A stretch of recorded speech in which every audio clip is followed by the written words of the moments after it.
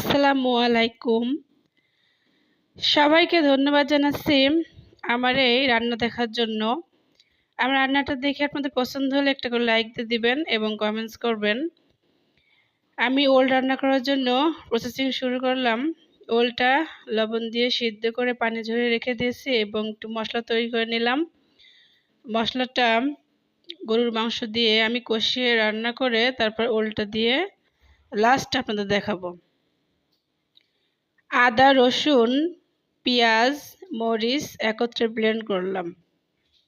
Blend করে মশলা দিয়ে এখন সে গরুর মাংসটা সুন্দর করে কষিয়ে রান্না করে নেব। ছোটবেলায় ওল খেতাম না, এখন ওল খেতে মন চায়, তো একটু ডিফারেন্ট করে আমি গরুর মাংস দিয়ে রান্না করলাম। আপনারা ট্রাই করবেন। এই যে মাংসটা সুন্দর করে রান্না করে নিলাম। এর ভিতরে এখন সেই ওল দিয়ে দিব।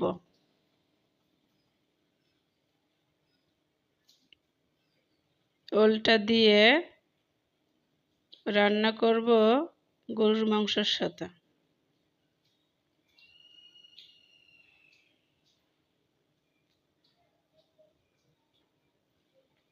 এই যে কষিয়ে তেল ছেড়ে দিয়েছে, এবার লাস্টে একটু পানি দিয়ে দিব, দিয়ে কাঁচামরিচ দিয়ে নামিয়ে ফেলবো।